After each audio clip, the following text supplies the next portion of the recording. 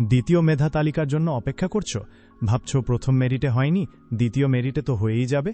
Wait, তুমি যদি মনে করো শুধু রেজাল্টের জন্য বসে থাকলেই কাজ শেষ, তাহলে তুমি তোমার জীবনের সবচেয়ে বড় ভুলটা করতে যাচ্ছ।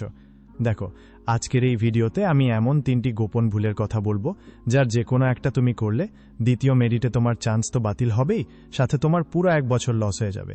তাই ভিডিওর একটা সেকেন্ডও স্কিপ করবে না। তোমরা অনেকেই জানো না যে দ্বিতীয় মেধা তালিকায় আসলে কতগুলো সিট তোমাদের জন্য ফাঁকা থাকে। প্রথম মেরিটে যারা চান্স পেয়েছে তাদের মধ্যে বিশাল একটা অংশ সাবজেক্ট পছন্দ না হওয়ায় মাইগ্রেশন অন করে রেখেছে। দ্বিতীয় মেধা তালিকার রেজাল্ট যখন দিবে, সবার আগেই মাইগ্রেশন করা স্টুডেন্টরা অটোমেটিক সিট দখল করবে।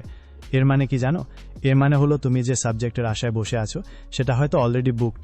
তাই তোমার পয়েন্ট যদি বর্ডার লাইনে থাকে, তোমাকে মেন্টালি যে কোনো সাবজেক্ট নিয়ে পড়ার জন্য রেডি থাকতে হবে।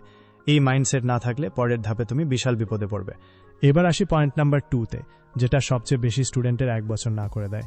ধরো দ্বিতীয় মেরিটে তোমার চান্স চলে আসলো, তুমি তো খুশিতে লাফাতে শুরু করলে।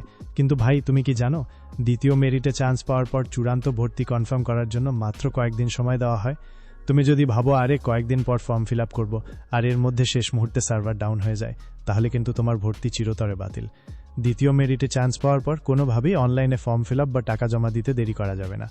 আর হ্যাঁ, যারা প্রথম মেরিটে চান্স পেয়ে ভর্তি বাতিল করেছো, তারা যদি ভাবো দ্বিতীয় মেরিটে নাম আসবে, তাহলে ভুল ভাবছো। এই রুলসগুলো না জানলে সারা জীবন রেজাল্ট খুঁজলেও তোমার নাম আসবে না। পয়েন্ট নাম্বার 3, ভাই একদম রিয়ালিটি শোনো। দ্বিতীয় মেরিটেও কিন্তু সবার চান্স হবে না। যাদের পয়েন্ট কম তাদের অনেককেই শেষ ভরসা হিসেবে রিলিজ স্লিপে যেতে হবে। কিন্তু রিলিজ স্লিপে 5টি কলেজ চয়েস করার সময় তুমি যদি ব্লাইন্ডলি টপ কলেজগুলো দিয়ে রাখো, তাহলে সেখানেও তুমি চান্স পাবে না। দ্বিতীয় মেধা তালিকার ভর্তি শেষ হওয়ার সাথে সাথেই তোমাকে খুঁজে বের করতে হবে কোন কলেজের কোন সাবজেক্টে ঠিক কয়টি সিট ফাঁকা আছে। এই সিট ফাঁকা থাকার উপরই নির্ভর করবে তোমার রিলিজ স্লিপের ভাগ্য। আর এই ফাঁকা সিটের লিস্ট কিভাবে মোবাইল দিয়ে মাত্র 1 মিনিটে বের করতে হয়, সেটা নিয়ে আমার চ্যানেলে একদম প্র্যাকটিক্যাল একটা হ্যাক্স ভিডিও আসছে। ওই ট্রিকটা মিস করলে রিলিজ স্লিপেও তোমার চান্স পাওয়া প্রায় অসম্ভব হয়ে যাবে।